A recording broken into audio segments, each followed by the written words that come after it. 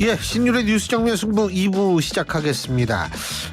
오늘은 아주 젊은 정치인들과 정말 이 젊은이들의 패기와 또 합리성 이러한 것들을 엿볼 수 있는 그런 시간으로 마련이 되는 천막회인데요. 자, 오늘도 두 분 나와 계십니다. 한 분씩 소개해드리겠습니다. 먼저 국민의힘 이승환 중랑을 당협위원장 나와 계십니다. 안녕하십니까? 안녕하십니까? 예, 그리고 더불어민주당 권지웅 전 비대위원이십니다. 어서 오십시오. 네, 안녕하세요. 전세 사기 일하고 있는 권지웅입니다. 예. 네. 아, 그거 요새 하세요? 네. 전세 사기 고충 접수 센터가 있는데 거기 센터장으로 있습니다. 그 왜냐하면 옛날에 그 달팽이 유니온 민달팽이 유니온 그때 그거 한번 아침에 할 때 제가 그러니까 계속 그거 중요한 얘기죠. 네. 예. 근데 그렇게 또 이 뜻깊은 일도 하시는데 한쪽에선 또 발언으로 논란을 일으킨 분들도 많은데 말이에요. 6개월 아주 번개같이 징계는 내렸어요. 당원권 정지. 어떻게 보십니까? 이승환 위원장. 이 정도면은 저는 당대표가 직접 사과해야 될 일인데 SNS에 글 올리고 그리고 나서 최강욱 의원 다음번에 지금 실형 조국 아들 허위문서 판결로 지금 실형 8개월에 집행유예 2년 받았잖아요. 다음번 출마도 못하는 사람한테 지금 6개월 정지 준 거는 저는 정말로 그냥 최소한의 면치레용 조치만 했다고 봅니다. 이거 정말로 책임지려면은 같이 참여한 민영배, 김용민 두 분에게도 적절한 조치 있어야 되고 그리고 지금 이재명 대표가 그냥 페북에 몇 글자 올리는 게 아니고 직접 나서서 사과해야 된다고 봅니다. 그럼에도 불구하고 일각에서는 대표가 사과하고 이 정도 징계 쓰면 된 거 아니냐라고 하는 건데 전 이거는 굉장히 민주당의 도덕 감수성이 지금 떨어져 있는 상황이라고 보고요. 민주당이 할 수 있는 최대한의 조치 이런 부분이 좀 이루어져야 된다고 봅니다. 이 어떻게 보세요? 당내에서? 아니 일단 저는 징계를 내린 거 자체를 보면서는 사실 좀 그전에 민주당이 보였던 모습보다는 단호하고 신속하게 조치했다 이렇게 생각했습니다. 그러니까 과거에 사실은 최강욱 의원이 소위 짤짤이 발언이라고 그 이제 보좌진들과 함께하는 중회의에서 사실 매우 부적절한 발언을 한 문제가 있었어요. 그때 제가 비대위원이어서 이 문제를 다뤘었는데 그때 징계 결정이 아주 늦게 났습니다. 그리고 지금 그 재심 신청을 최강욱 의원이 해서 지금 결정 안 그것도 났잖아요. 결정이 안 난. 네. 근데 그런 거에 비해서 이번에는 바로 신속 징계를 한 거잖아요. 예. 그래서 그런 면에서는 앞으로 이런 문제가 일어나서는 안 된다고 지도부가 일단은 단호한 조치를 하고 당에 메시지를 낸 건 맞습니다. 근데 문제는 그 다음이에요. 그러니까 최강욱 의원이 최소한 이 문제에 대해서 사과를 직접 한다던가 아니면 민영배 의원도 사실 본인의 콘서트에서 있었던 좀 유감스러운 일이었다. 이런 정도로라도 말을 해야 되는데 그런 이야기를 전혀 안 하면서 사실은 반성을 하거나 다시는 이런 일이 없게 노력하겠다는 이런 모습으로 보이는 게 아니라 뭘 이런 정도로 이 정도 말을 한 걸 가지고 하냐 이렇게까지 하냐라는 식으로 지금 국민들께 비춰지고 있어요. 저는 매우 문제적이라고 생각합니다. 그래서 꼭 징계라는 수단이 아니더라도 뭔가 지도부의 다른 조치가 필요한 상태가 아닌가 싶습니다. 저는 그 남성 의원들은 그렇다고 치더라도 지금 여기 조금 전에 기사 났던 남영희 민주연구원 부원장 이분이 그런 말 할 수도 있는 거 아니냐 방송에서 이런 얘기 했다는데 이거에 더 분노가 되더라고요. 이분 20대 여성들이 가장 선호하는 직업 중에 하나인 항공승무원 스튜어디스 출신입니다. 이 우리 하늘에서 안전을 책임져야 될 항공승무원들이 여성이라서 차별받고 또 최강욱과 같은 진상 승객들에게 성희롱 당하고 이런 문제 가장 잘하는 사람이에요. 그런데 그런 분이 그렇게 말할 수도 있지라고 하는 거는 저는 지금 민주당의 현실이 진짜 괴물을 잡으려다 괴물이 되어버린 그러한 상황이 아닌가 생각이 들 정도입니다. 예. 아니 저도 할 말이 없어요. 그러니까 이게 아무리 어떤 상대를 압도하기 위해서 우리의 문제는 좀 덮고 가자 이런 게 있을 수도 있죠. 어떤 때는. 근데 지금 이 문제는 그럴 문제 아닙니다. 만약에 어떤 타인이 공개적인 자리에서 저한테 수컷이라고 절 지칭한다고 하면 저는 아주 큰 모멸감을 느낄 것 같아요. 근데 이런 일을 저질러 놓고 어떻게 그냥 우리 편이니까 감싸주자 이렇게 말을 합니까? 저는 매우 부적절하다고 생각합니다. 지금 근데 왜 그 의원들 무슨 단톡방이기 때문에요.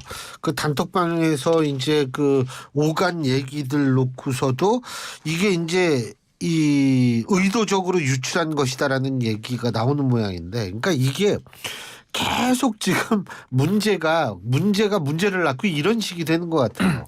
그 단톡방 얘기 저도 들어보니까 지금 민주당의 전국 여성위원장이 이재정 의원 아닙니까? 이 부분에 대해서 누구보다 분노하고 목소리 내야 될 사람인데 이 부분에 대해서 그 문제 제기하기보다는 그 유출된 경위에 대해서 더 지금 따져 묻고 있다고 하더라고요. 어떻게 이렇게 유출될 수 있냐라고 하는데 지금 가장 중요한 거는 민주당 안에서 그 자신들의 공천권을 지키기 위해서 눈치 보기인 것 같아요. 저는 민주당이 잘 되기를 바랍니다. 절대 망하기를 바라지 않아요. 한국 정치를 위해서는 보수와 진보 정당이 함께 있어야 됩니다. 그리고 저는 다음번 총선에서 우리 당이 180석, 200석 이렇게 과도하게 먹기를 바라지도 않습니다. 균형을 맞춰야 되는데 지금 민주당을 보면은 그냥 공천만 바라보고 있는 민주당이고 이재명 대표만 바라보고 있는 민주당이에요. 저는 이런 이재명의 민주당은 정말로 좀 끝을 봐야 된다고 생각하고요. 이러한 현상에 대해서 민주당의 그 의원들, 현역 의원들은 공천 때문에 이렇게 보지 못한다면은 젊은 청년 세대들이라도 좀 큰 목소리 내야 된다고 봅니다. 저는 뭐 요 지점은 좀 의견이 다른데요. 그러니까 단톡방 내에서 그 여성 의원이 이 문제에 대해서 굳이 그 말싸움에 참전하지 않았다고 해서 뭐 그게 문제라고 생각하진 않습니다. 그러니까 그렇고 그리고 여성위원회는 따로 입장을 냈습니다. 그러니까 성평등 대전환이 필요할 때다 이렇게 하면서 최강욱 의원의 직접 사과를 요구한 바도 있기 때문에 뭐 그걸 비판할 부분은 아니라고 생각하는데요. 저는 근데 그런 건 있는 것 같아요. 이번에 그 국회의원들이 모여 있는 단톡방 내용이 아주 자세히 유출됐어요. 근데 이렇게 되면 어떻게 되냐면 그 방에 이제 사실은 좀 솔직하게 의원들 사이에서 의견을 나누기 위한 공간일 텐데 그렇게 하기 위해서는 이 공간의 어떤 내용이 밖으로 유출되지 않는다는 신뢰가 필요합니다. 근데 그 신뢰가 깨져 버린 것이죠. 그래서 신뢰가 깨지고 나면 이제 소통도 되게 잦았던 소통이 되게 드물어지고 이렇게 되면 또 더 오해가 커지고 이렇게 되는 거거든요. 그래서 좀 다른 측면으로 의원들 사이에 또 신뢰가 깨지는 일이 생겼구나 하는 좀 우려가 있었습니다. 자, 그리고 아까 이재명 대표 얘기 잠깐 말씀하셨는데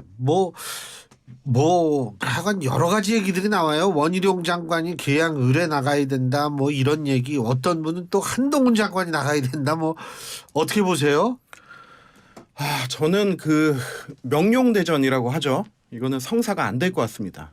왜냐면은 만약에 원희룡 장관이 지금 몇 주 동안 계속 빈대 잡느라 고생하셨는데 이 계약 나간다는 얘기가 있는데 원희룡 장관이 민주당에 가면은 이재명 대표가 비례로 가던가 아니면 더 안전한 곳으로 갈 것 같아요. 계양 을에 나가. 네, 계양 을에 나간다면은 왜냐면 그 21대 총선 끝나고 우리 당이 가장 힘들었을 때 원희룡 그때 당시 제주지사가 국회에 와서 이런 강의를 한 적이 있어요.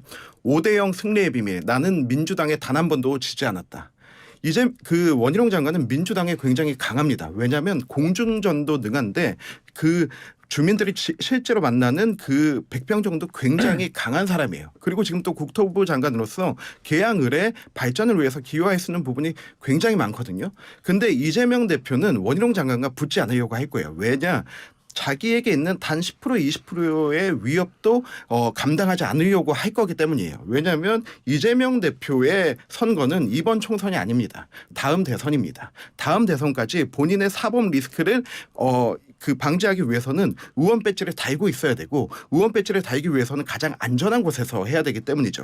그러기 위해서 저는 이재명 대표가 인재위원장까지 직접 가져간 거라고 봐요. 이재명 대표가 인재위원장을 가져갔다는 것의 의미는 지난번 강서 선거에서 진교훈의 교훈을 보여준다고 생각합니다.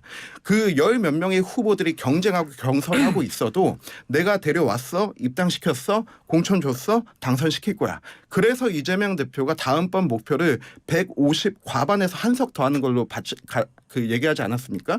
이거는 비명 필요 없다. 나를 지켜줄 친명들 핵심만 데려간다라고 하는 것을 보여준 것 같고요. 그렇기 때문에 이재명 대표는 조금의 위험도 감수하지 않고 원희룡 장관이 인천 계양으로 오면은 다른 곳으로 도망갈 것이고 이미 그 선례는 본인의 지역구였던 성남 분당에서 안철수 의원을 피해서 인천 간 것만으로도 한번 보여준 사례라고 생각합니다.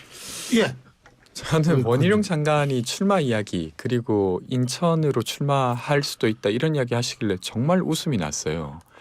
그 이야기 하셨던 그때 그 국회에서 그 이야기 하셨거든요. 그때 전세 사기 피해자들이 국회에 모여 있었습니다. 그래서 국토부 보고 한 명이라도 좀 와서 전세사기 피해자 이야기 좀 들으라고 했는데 국토부에서 한 명도 안 왔어요. 원희룡 장관 전세사기 피해자들 피해서 도망 다니시느라 바빠요. 근데 인천에 나온다? 저는 절대 당선되기 어렵다고 저는 생각하고, 그리고 뭐 이제 많은 여당 정치인들이 이재명 대표와 붙고 싶겠죠. 왜냐하면 어쨌건 대선 주자와 자기가 붙음으로써 체급을 높이고 싶어 할 테니까요. 근데 원희룡 장관 그 정도 배짱은 저는 없을 거라고 생각합니다. 그리고 정말로 국토부 일도 제대로 못 해놓고 나와서 정치인으로 국회의원이 되겠다는 것에 정말로 많은 국민들이 심판할 수 있게 전세사기 피해자들이 따라다닐 거라고 저는 생각합니다. 지금 전세사기 피해자들 완전 지금 피눈물 흘리고 있어요. 근데 한 번도 미팅도 제대로 안 한 그 사람이 국토부 잘했다고 말할 수 있을까요? 저는 결코 그렇지 않다고 생각합니다. 여기서 하나 짚고 넘어가야 될 게 국회 회의에 이제 정부 부처 사람들이 많이 가는 경우가 있는데 국회에는 여러 가지 특위가 있습니다. 여야가 함께하는 국회 공식 특위가 있어요. 그리고 당내에 있는 특위가 있고 그 밑에 있는 TF가 있어요. 여기에 따라서 장관이 가냐 차관이 가냐 국장이 가냐 과장이 가냐가 정해지거든요. 근데 여기에서 아무리 그 정부에서 피하고 싶은 문제라도 그 급에 맞춰서 그 담당자를 보냅니다. 저는 우리 민주당에서 우리 지금 특위인가요? TF인가요?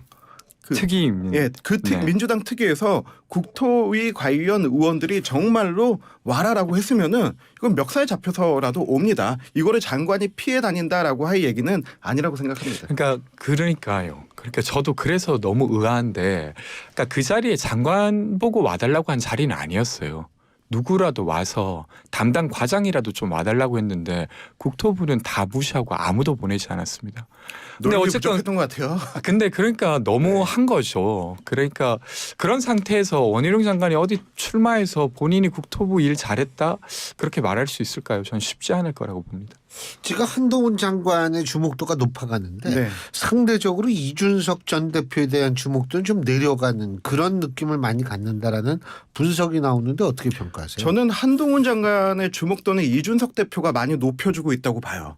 왜 그러냐면 지금 우리 국민들이 원하시는 정치 인상이 좀 많이 변하고 있다고 봅니다. 과거에는 양김시대, 김영삼, 김대중처럼 선구자적 리더십을 좋아했거든요. 그 다음은 이제 80년대 넘어오면서 나를 위해 쌓아줄 수 있는 민주투사형 리더십. 그 다음에는 이제 그 좀 자수성가한 흑수저형 리더십들. 그래서 홍준표 대표, 이정현 대표 막 한참 활동하실 때 누가 더 흑수저였냐 이거 가지고 경쟁했거든요. 그런데 그 다음에 이제 국민들이 원하는 리더십은 약간 이준석 같은 엘리트인데 뭔가 새로운 걸 가지고 올 것 같고, 그리고 그러한 행보를 보여줬던 사람을 정치인상으로 그런 리더십을 원했어요. 그런데 이준석 대표가 그런 리더십을 충분히 보여줬지만 하나의 문제가 뭐였냐면 예측 불가능하다는 거였어요. 그런데 한동훈 장관은 본인이 딱 봐도 엄친아 같은 이미지, 그리고 본인이 공부 잘하고 잘 살았다는 것에 대해서는 굳이 그렇게 뭐 숨기거나 그렇게 얘기하지 않고 딱 검증된 엘리트의 이미지에 예측 가능함, 그리고 또 국회 한동훈 장관은 굉장히 약자입니다. 180석 그 야당 의원들에 대해서 절대 굴하지 않고 본인 할 얘기를 하는 것, 그런 모습이 국민들이 바라는 정치 지도자 상에 투영되지 않았나 생각하고요. 저는 이런 부분에 대해서 한동훈 장관이 여의도 문법 바꿔야 된다라고 하면서 본인이 할 얘기, 직설적인 얘기들 하는 부분들, 이런 부분들에 대한 호응이 좀 더 커지지 않을까 그런 생각이 좀 듭니다. 근데 지금 말씀하신 거에 네. 대해서 제가 덧붙여서 말씀도 해주시고 또 네. 하나 뭐냐면 네. 이른바 스토리가 있는 사람들의 어떤 그런 스토리를 옛날에 많이 강조했잖아요. 사실 우리 내가 이렇게 힘들게 살았다. 근데 지금 만약 그게 바뀌고 있다면 이재명 대표가 내세울 수 있는 하나가 바로 흑수저 스토리 아니겠어요? 그러면 거기 동의하세요? 좀 어떻게 시대가 바뀌고 있어요? 동의하는 부분도 있습니다. 그러니까 예를 들면 이런 건데, 민주당 인사로 치면 이낙연 전 대표가 가지고 있는 리더십의 모양이라 이재명 대표가 가지고 있는 리더십의 모양 좀 다릅니다. 근데 이제 민주당 경선에서 이재명 대표가 경선에서 이기셨어요. 저는 그건 시대 정신이었다고 보는데, 예를 들면 이재명 대표가 가지고 있는 건 흑수저 이런 것만이 아니라 성남시장이나 경기도지사를 하면서 무언가를 해냈다는 겁니다. 어떻게 보면 되게 사이다스럽게 뭔가를 해냈다는 것이 저는 이재명 대표를 민주당 당원들이 대선 후보로 만든 힘이라고 생각하는데 여전히 그런 시대 정신은 남아 있는 것 같아요. 그러니까 한동훈 장관의 어떤 발언이나 이런 걸 봤을 때 합리적이기도 하고 뭔가를 해낼 것 같은 이런 모습이 있기 때문에 저는 지금 한동훈 장관에게 많은 관심이 간다고 생각하는데요. 근데 정치인 한동훈이 그러니까 예를 들면 법무장관을 했지 않습니까?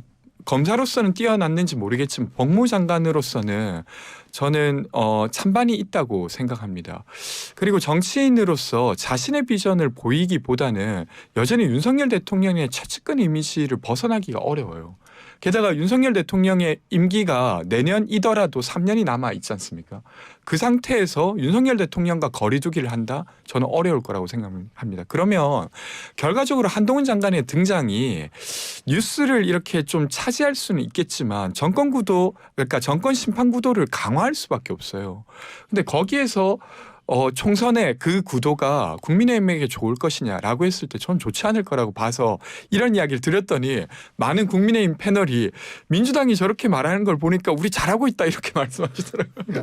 저는 진짜 그런 의도로 말씀드린 건 아닌데 근데 뭐 여튼 뭐 결과는 봐야겠지만 그게 국민의힘 승리를 가져다 줄까요? 저는 그렇지 않다고 봅니다. 근데 지금 정권 심판 구도를 오히려 강화한다라고 말씀하셨는데 동의하세요?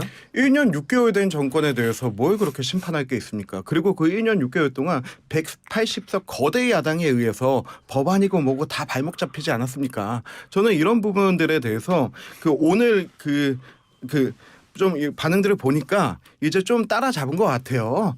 정권에 힘을 받쳐줘야 된다는 내용들이. 그래서 저는 그런 부분들에 대해서는 우리가 앞으로 이제 원래 지난번에 이제 이념 논쟁이 문제다라고 그 얘기 끝났고 그리고 나서 이제 의대 증원 문제 그리고 김포 서울시 편입 문제 메가 서울 문제 그리고 이제 공매도 문제 이렇게 하나하나씩 건강보험에서 자동차 그거 제외해 주는 문제. 맞습니다. 그렇게 하나의 정책 아젠다들을 가져가면서 여기가 집권 여당이구나. 그런데 이런 일을 하려고 하는데 지금까지 거대 야당에 발목 잡혀서 못 해왔구나를 어필해 나간다면은 지금까지 남아있는 다섯 달의 시간 동안 저는 국민들께 충분히 왜 이 정권에서 무엇을 하려고 하는지 왜 총선 승리해야 되는지를 말씀드릴 수 있을 거라고 생각합니다. 근데 1년 6개월밖에 안 됐는데 무슨 정권 심판이냐고 하셨는데 그러면 강서구청장 선거에서 왜 이렇게 크게 지신 겁니까? 저는 지금 솔직히 얘기해서 강서 선거 저희에게 굉장히 뼈아픈 경험입니다. 정말로 그 이후로 동네의 분위기가 바뀌었어요. 동네만 다녀봐도 딱 강서 선거 이후에 중남 그쪽이 바뀌었다. 정말 제가 생각한 것보다 더 큰 여파였어요. 그런데 지금 이제 한 달여 지나고 나니까 강서구청장 후보 이름 누구였는지 모르세요. 그러니까 저는 지점이 강서구청장 후보 이름이 누군지 모르는 게 윤석열 대통령에 대한 심판이었기 때문에 후보가 누군지 별로 안 중요했다는 겁니다. 제가 그때 강서에 한 10며칠을 있었었는데 그때 정말 많은 사람들이 이번에 윤석열 대통령이 너무 오만하다 이 이야기를 계속 먼저 하시더라고요. 그래서 왜 구청장 선거인데 계속 대통령 이야기를 제일 첫 번째로 하시나 싶었고 그래서 여전히 지금 이제 위원장님께서 생각하시는 대로 생각하신다면 총선에서 민주당이 유리할 수밖에 없겠다 이런 생각이 계속 그래서 듭니다. 제가 드리고 싶은 얘기의 마지막은 저희는 그 뼈저린 거를 바탕으로 다시 이제 이념 논쟁에서 정책 정당의 면모를 보여주면서 한동훈 장관까지 이제 등판하고 원희룡 장관까지 함께 합세하고 하태경 의원의 헌신이 있고 하면서 그 시간 동안 굉장히 많은 변화를 보여주고 있는데 그런데 이 강서 선거의 승리에 민주당이 너무 만끽해하고 있기 때문에 이렇게 암컷이란 여성 비하 발언, 이 현수막으로 청년 비하 그리고 이제 유권자는 산책 몰라도 된다라고 하는 국민 비하까지 나오는 게 아닌가 생각하고요. 이 강서 선거의 늪은 지금 민주당이 빠지고 있는 것이 아닌가 생각이 듭니다. 근데요, 저는 이 부분을 사실 주목을 하거든요. 어떤 부분을 주목을 하냐면 우리가 3년 차거든요. 내년이 윤석열 정권 3년 차에 치러진 총선이 3년 차에 치러진 게 딱 한 번 있어요. 16대 총선입니다. 김대중 정권 시절에. 근데 이제 그때 김대중 당시 대통령도 막 4천년 민주당 다시 만들고 이렇게 하면서 분위기 하려고 그러다 이게 안 됐거든요. 그런데 그래서 이제 이게 분위기 바뀌는 게 굉장히 힘들다. 선거구도 3년 차는 네. 어중간하고 제가 여쭤보고 싶은 게 그런데 지금 윤석열 정부가 하는 거, 윤석열 정권이 하는 거는 집권 말기 때 나오는 전략을 구사하는 거 아니냐. 다시 말해서 회고형 투표를 전망형 투표로 바꾸는 것이 뭐냐면 차기의 가능성 있는 어떤 정치인을 전면에 내세워서 선거를 치르게 하면서 구도를 바꾸려는 전략은 아닌가.